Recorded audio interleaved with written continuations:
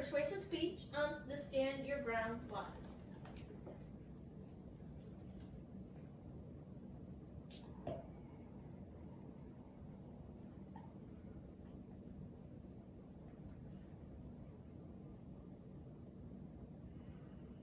On a Thursday in October 2019, in Clearwater, Florida, Michael Dredka was convicted of manslaughter and sentenced to 20 years for the murder of Marquise McLaughlin. There is a video that goes with this, but that is at the end for my sources, as viewer discretion is advised. Michael Dredka, in the video, is seen arguing with Ms. McLaughlin's girlfriend, who is in the car. Michael is verbally getting upset over Michael McLaughlin being parked in a handicapped spot. Dredka is seen arguing with his girlfriend. McLaughlin sees that Dredka is verbally being very harsh with his girlfriend, so McLaughlin comes out of the convenience store with their 5-year-old son and pushes Dredka down on the ground. Dredka, in that moment, pulls out a gun, and McLaughlin is backing away, but in that second, Dredka pulls the gun on McLaughlin, killing him in front of their son and family.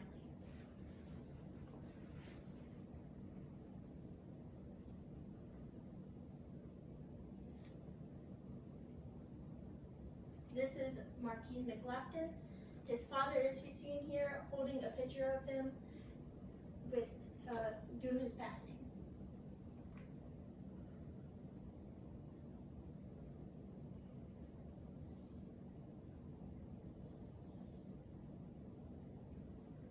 The use of the Stand Your Ground law has been proven to be used against victims in color, which has led to the abuse of the Stand Your Ground laws, and the issue to revise or repeal this law has been debated for many years. The Stand Your Ground law has been in effect for many years, allowing the use of deadly force against another in certain situations.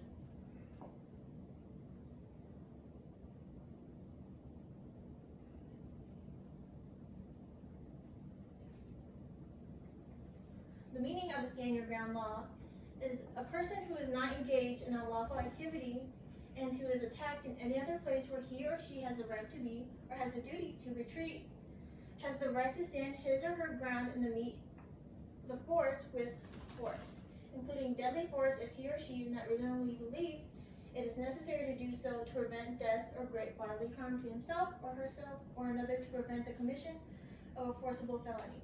States that have the Stand Your Ground law are just a few, are the Alabama, Alaska, Arizona, and Florida, which is us. In total, there are 24 states that support this law.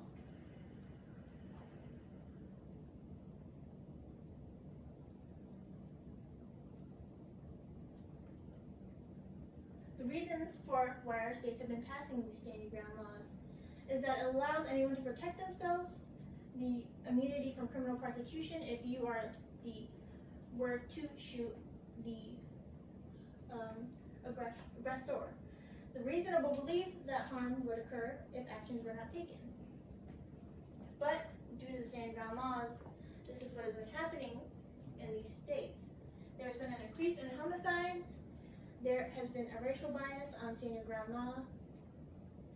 It has inspired others to take violent actions.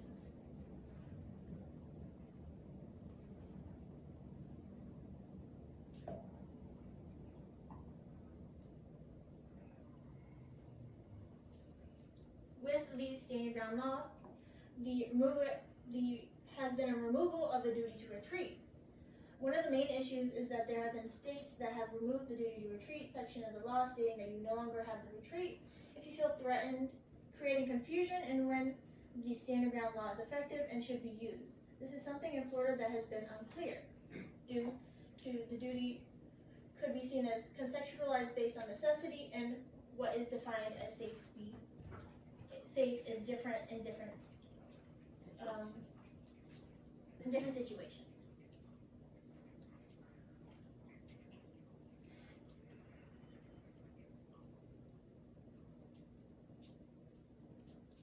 there has been many comparisons with the Stand Your Ground law and racism, as they have been a problem with this law, as there have been a lot of people acting on their racial biases and then using the Stand Your Ground law to get out of those situations. In total, there have been a total of 4,650 recorded homicides in which a person is killed by a stranger with a handgun. Of those, the white people who kill black people are far more likely to be found not guilty, even in states without Stand Your Ground, and black people who kill whites are less likely to be found not guilty regardless of state law. Here is the graph. This figure represents the percentage of likelihood that killings will be found justifiable compared to whites on white killings. As you can see, the white on black killings are significantly up into the 350s.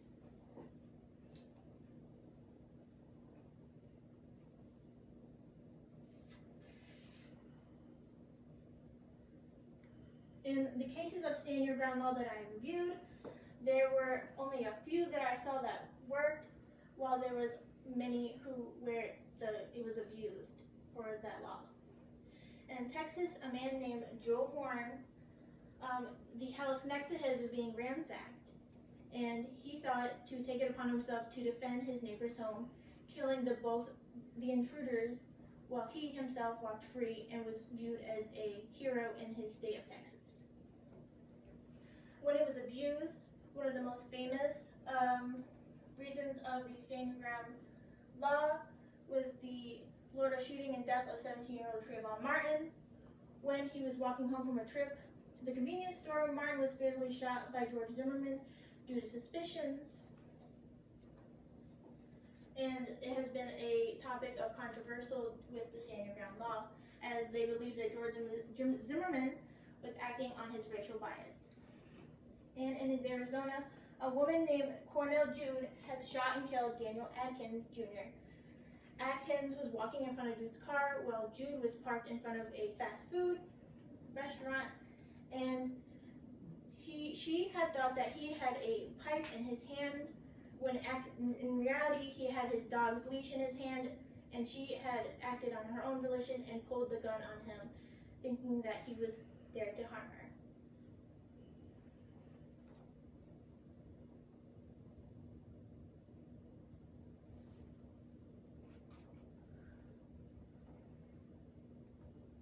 There are many ways that the Stand Your Ground laws can be perceived in which can be provided problems and solutions to this issue.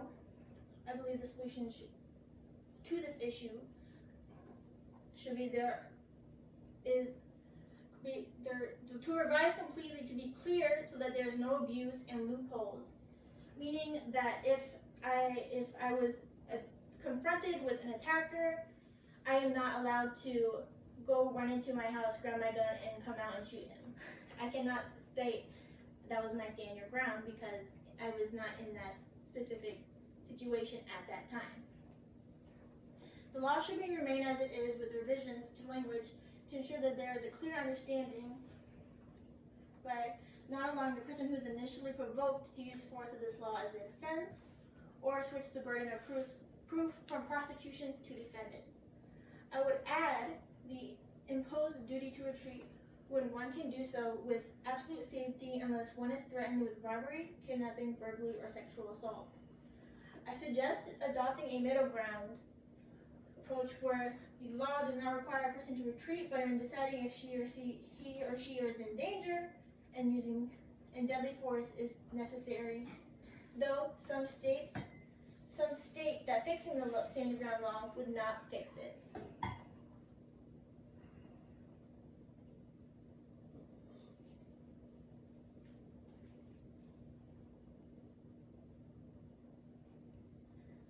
The awareness of the Stand Your Ground law has been brought into the media as in recent years with, of course, the Trayvon Martin case, which I brought up earlier, and the Black Lives Matter movement, where it has brought the attention of police brutality and all racially motivated violence against Black people.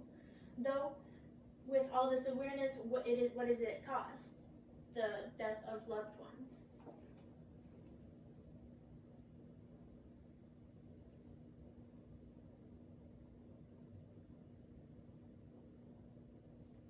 The punishments for the stand your ground law that would be acceptable as stand your ground law would be threatened with robbery, kidnapping, burglary, or sexual assault. But what should be given to those cases in which court of law provides the incident is not stand your ground law. If the incident is not stand your ground law, then the punishment should be tried as such. With Ms. Lockton's case in the beginning, if it was not tried as stand your ground, I do not believe that the court would have paid as more attention to it if it was not.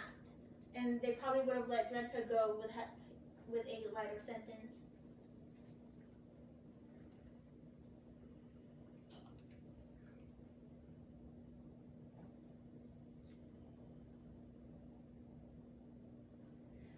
The stand your ground law works for some instances, but some are biased with the rulings. So I believe the stand your ground law should be completely revised. As for this, in the few instances that the stand your ground law has been used correctly, and it's helped those who are faced with otherwise a really big crime and sentence.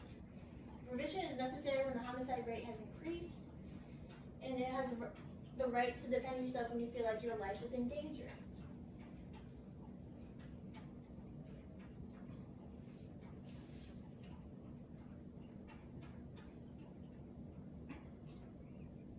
And the actions from the audience for these stand your ground laws would be to go to the legislative action and or judicial action. In other words, and raise awareness for the changes in judges to be discussed for the changes for the stand your ground laws. There have been educational events such as the Trayvon Martin Peace Walk and Talk, which they held it last year. I do not know if they're holding it this year, but they did hold it last year.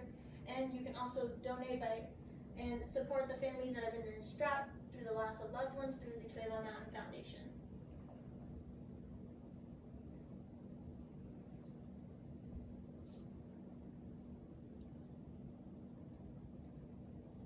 As I explained to you what the stand your ground law is, the problems with this law, and some possible solutions to revising this law to stand your ground to better follow and understand this law. The use of stand your ground law has proven to be used against victims of color in law, which led to the concerns of the abuse of the stand your ground law. The issue of whether to revise or repeal has been debated for many years. The stand your ground laws will continue to evolve as cases come before the court. Everyone can agree that making society safer is the ultimate goal of this approach and other defense statutes. There may never be 100% agreement on both sides, but there are some places of common ground where some meaningful reforms may be possible.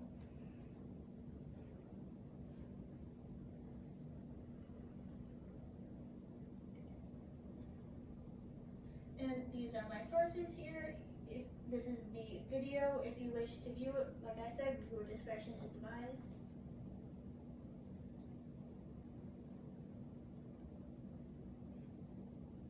And the questions from my audience is, what do you think of the stand your ground law? And in the case of McLaughlin, what do you think the judge ruled? Did he rule fairly for the sentence of 20 years? And for the third question, what changes would you like to make for the stand your ground law?